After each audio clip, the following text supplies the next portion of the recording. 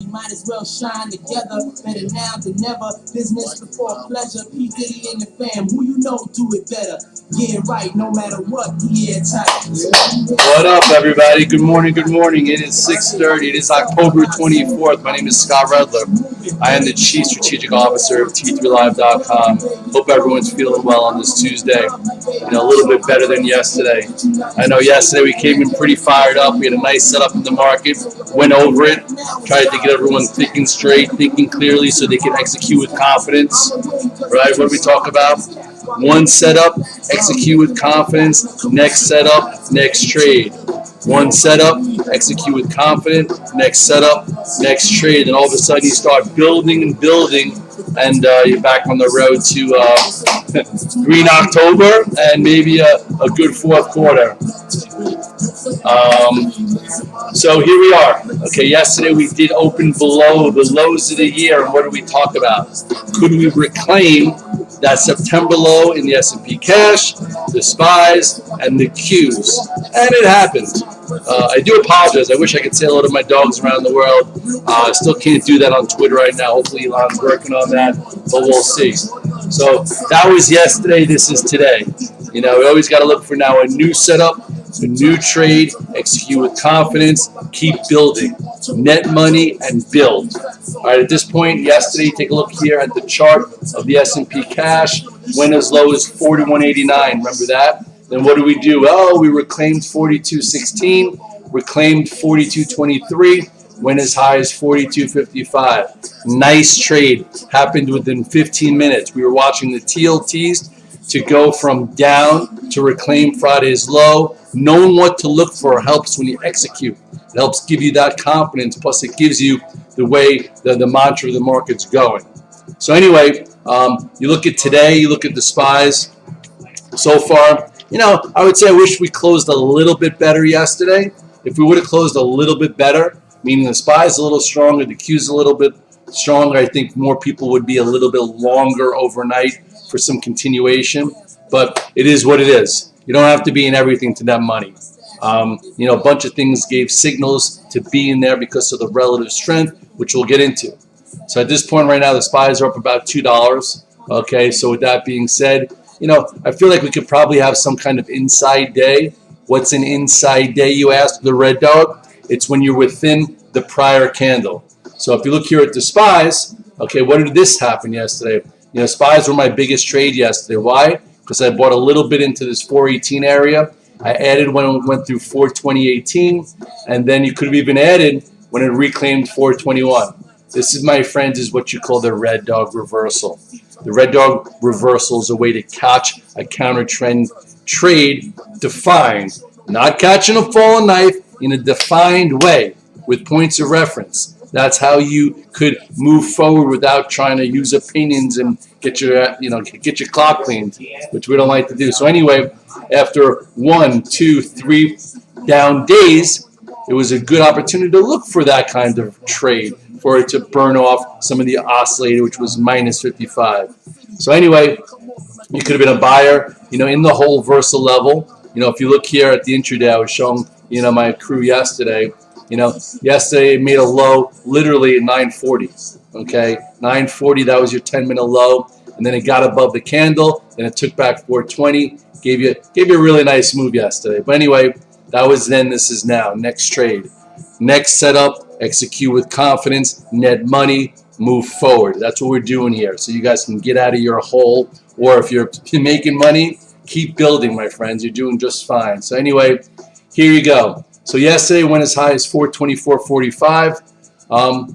It'd be interesting to see if we can get up here and even test that. I'd be careful buying any strength still. Doesn't mean, the low of the fourth quarter is in. It just means that yesterday we had a good setup to have multiple plans, to execute with confidence, to net money, to move forward. And that's what we're going to try and do every day this week. I want everyone to be 5 for 5 this week. So with that said, I'm not on the SPYs. But we'll see how it goes. This is pivot resistance, meaning it has a little bit of room to get back towards there. And then all the moving averages start to really curl in. So there's a whole lot of resistance here. So still be very specific, know your prices, have a reason to be in a trade. If you look at the Qs yesterday, Qs were super duper important. Okay, the Qs did what a lot of the active bulls would have liked yesterday to make money. What is that? Well, it kind of held 351.36. Did a little red dog reversal here with that pivot, only giving you what, like to 20 cents a risk, and then it reclaimed Friday's low and it squeezed as high as 359.26. I have a feeling it's going to be hard for it to take out this level until we get some of the earnings from some of the majors coming out after the close. Okay, what are those? Well, we'll get to that in a second. So here is the Qs, 357.86, has some room to 359, and then this is your next major spot. So with that being said, not every sector is created equal. You know, the IWMs still are very weak. The banks are very weak. Energy, which everybody was saying, you know, you could hide here, and they said, how could you not be so smart? PS, you know, energy lost some momentum because the Hess deal, Chevron took over Hess for like no cash, all stock, and it was a low premium. So people are like, oh, I guess if the biggest companies know the value in these things not much higher, they took some of the, you know, some of the fluff out of the energy sector. Not fluff, just, you know, again, range trading. That's what this market's been. You know, every time it's got up towards the end of this 2-year range, you know, it fell. And right here on Friday, that's when most active traders would have got out anyway. That was around 91, and then it came in. At this point, what's the XLE doing today? The XLE is, you know, up 47 cents, a non-event. So the question is, besides the range trading, which is getting old, we'd love to have some setups. I love setups also. Remember, setups. What's a setup? It's a defined parameter that can give you a really nice cash flow trade when setups are working. So to me, one of the setups that I'm watching over the next day or two is Netflix. I'm long Netflix. Why is Red Dog long Netflix? Besides, you know, watching some shows there, here and there. This is what happened with Netflix. Look at this setup. It'd be really nice if we could get Netflix that digested for 3 days above this huge earnings gap to give you continuation. Oh my goodness, continuation. We haven't had continuation in so long.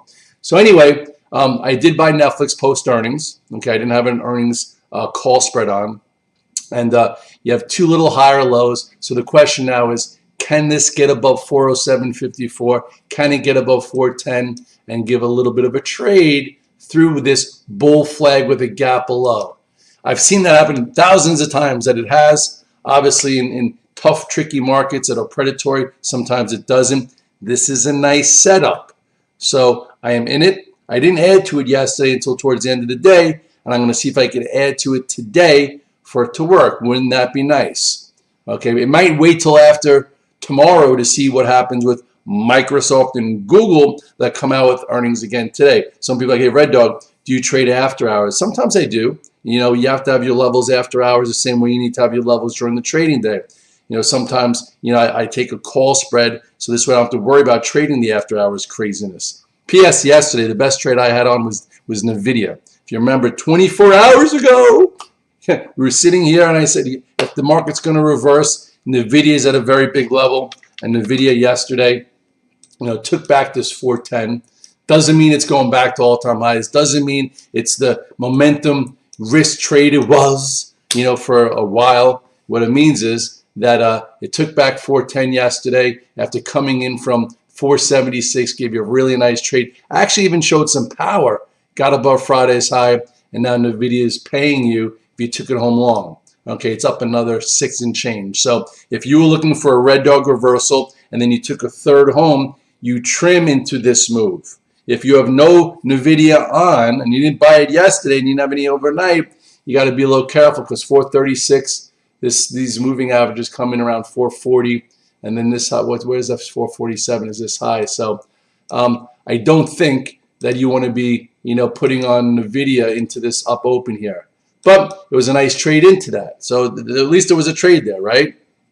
Anyway, what I took home is a little bit of ARM, just because it came out with that news that NVIDIA was going to be using, you know, ARM technology, and so did a few others. So it felt just a little bit easier, you know, a little less risk. But, you know, obviously I think that the better take home was, you know, was NVIDIA. But ARM's up $1.46. So actually, percentage-wise, ARM's up better. So, you know, the virtual trading floor gets to see what I'm in, and I took that towards the end of the day. Nice trade.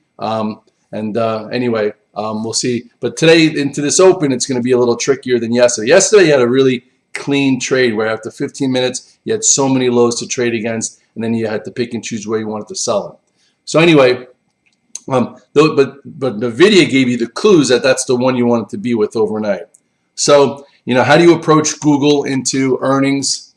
Google and Microsoft have been like the chosen ones. If you look here, NVIDIA, they don't look like the banks, right? The Morgan Stanley just made a 2023 low. Goldman just made a 2023 low. Small caps made a 2-year low. Right here, look where this is. Okay, this is a stone throw away from the highs of 2023. So if you are trading Google after hours, okay, the only thing you really want to do is make sure it gets above and stays above 141. It has to have a strong report. If it's an underwhelming report, it's priced for a strong report, it's not going to react well. Then the first level underneath is going to be this 127-ish, and then you have the 200-day. If I were to take a call spread, which I haven't done yet, I would do like a 140 by 150. If you look at the weekly chart here, you'll see that the all-time high is 150. So this hasn't made an all-time high this year, but as you can see, a lot of money hiding here. So this 141.22 is your momentum pivot. Does it get above it and stay above it after hours? That's going to be, the trade. If and if it underwhelms, there's a lot of room below to the downside, which won't be good, for tech.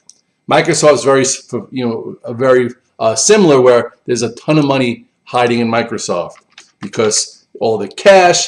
In a high interest rate environment, they can actually make money on their cash. They don't need money. That's why the small caps are so bad. So if you were trading Microsoft after hours, okay, you have a bunch of levels here. You have 337-ish. Okay, that's the first level it'll have to get above and stay above if the report is super solid. Then you have 340, and then here's 366. So you have this downtrend line. Kind of get above and stay above it after hours. If you're going to take like a call spread, you could do it many different ways. You could do like a 335 by 340, which you're not really risking a whole lot. Some guys will do a lotto spread. They'll do like a 340 by 350. It costs less, but you're going to need that much bigger of a move. And if you look here again at the weekly chart, it's got a big upper flag. It actually made a new all-time high, believe it or not. Not many stocks have done that. And, in order to get towards 366 or 350, it's got to get above and stay above this 337. So these are the three, I think, real important things today. Does NVIDIA go up 7 and go red? That means, it's just a little bounce, might be short-lived. Can we get like a move that's for real in Netflix, post-earnings versus just choppiness? And then you look at other things across the board. Yesterday we talked about the TLTs. The TLTs, I started buying calls. Yes, I did last week. And then the TLTs did a nice red dog reversal, got back above 82.74. After a move from 88 down, went a little bit below it, reclaimed it, and gave you a nice move. So watch the TLTs today for equity flows. Right now, the TLTs are doing what? The TLTs are up a little bit. If the TLTs go from up 30 cents and start going red and start going down, people will be like, hey, maybe this was just an oversold, bounce in the TLTs and rates that kissed above 5%. Sometimes you have to go through it a few times before they hold. Anyway, that was good to know yesterday. That was yesterday's setup. Could he get back above 82.74 and give you a trade? And a lot of people made pretty good money there, or knowing that they could buy equities there. So that was great. Overall, though, TLTs have been battered and bruised, and it's pretty crazy. Yeah, this is all eyes on the TLTs last week. This morning looks below 82.74. Does it get reclaimed to relieve pressure? That was yesterday's thought. I haven't changed anything on these charts yet because it's 6:45 in the morning. But again, you read the language on my charts to give you the thought process. If this, then that. If that, then this. Yes, yes. Even Tesla yesterday actually had a decent reversal, even though it's a broken stock. I would not be chasing into something. Tesla actually, reclaimed this 210 area, right? Remember yesterday, I'm like, from 247 to 268 down, can Tesla reclaim 210.42, and it gave you a decent move. At this point, where could it get to? Some people are asking me. Right now, Tesla's up 450 this morning. 216-ish is yesterday's high, right there. So if it were to get above this 216-ish, I guess there's room towards 250-ish, and then at some point, if it really wanted to test this gap and go earnings gap to the downside, but I wouldn't be, again, I love trading Tesla, and I am not buying Tesla up $4.50 today. I'm sorry. Actually, guys like Red Dog, you didn't really trade gold or oil after the horrific attacks on Israel. Yes, horrific terrorist attacks on Israel. What I had actually before was Bitcoin. Bitcoin, I've been buying options in BITO. It worked out really well. Bitcoin had a really nice move. I've been talking about the last year that people are like, oh, crypto's done. I'm like, I'm never going to buy another altcoin again, but you could accumulate Bitcoin every single month like the S&P. There is value there, and it will be an asset kind of like gold, I think, moving forward in the future. But anyway, wow, look at this move in BITO. I was buying the options here for like 15 cents. I sold them as high as $1.30, made like 9x on it, and then I let it convert me to to BITO, the actual equity. As far as you guys that are in Bitcoin itself, technically it's traded really well. When crypto trades well, it's like trading technicals on steroids. It moves really fast. And if you look here, at Bitcoin, wow, I've been showing the weekly chart on where it can go, and at this point, it triggered through 28.5. It got above 31. Now it looks like this next area it can get to is 37, to 39. But overall, be a little careful. It's had a huge move. And I haven't been trading, the coins and the Maras and the Riots. I just, BITO is enough, especially if you have options. You made 10x. So with that said, guys, I ran over yesterday. I can't do it again today. Even though I'm a founding partner of T3, I do get set parameters because, again, I am here to help the greater good, but I'm also here to make sure that my subscribers that are waiting for my 35 charts get them. I make sure I do the morning call time at 8 o'clock, and I got to get myself situated for the day. So, I would be focusing, again, don't overtrade Google and Microsoft during the day because sometimes it's tricky. But if you're going to do, a play into earnings, make sure it's options. If you're going to trade them after, make sure you know your levels. Once again, the Google, kind of get above and stay above 141, or is it going to underwhelm? If it underwhelms, that's not going to be good. Same thing for Microsoft. I will post what the earnings estimates are a little bit later. At this point, I don't have any options into Google and Microsoft. People are yelling at me a little bit because I did take small little options in Snap. I figured, hey, for 45 cents or 55 cents, I'll donate $3 to $5 grand. Maybe after the 8th miss, finally he'll say he won't, bash the next quarter. He'll talk it up. And if you look here real quickly, it's like a lotto play. When you play lotto, you don't think you can actually win lotto. But if you look here at Snap, look at this was 80s and change, broke 70, broke 51, all the way down to here. Someone's been accumulating this for a year and change.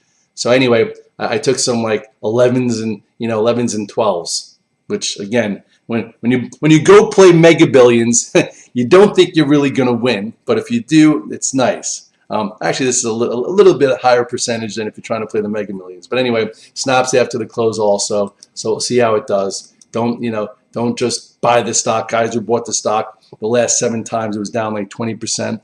If you bought the options, they were worthless, but at least risk is premium paid. And once again, we'll see if early strength builds or not. And I'd love to see if a setup like, this actual Netflix could actually get above and stay above 410 for a trade. We've had such a hard time finding setups versus range trading. And I know it can get tiring, but what are we going to do? We're going to keep our mind sane. We're going to keep our processes strong. And if we're in a bit of a hole, what are we going to do? Good setup. Good execution, net money, next trade, move forward. Later, guys. I appreciate you. Good luck today.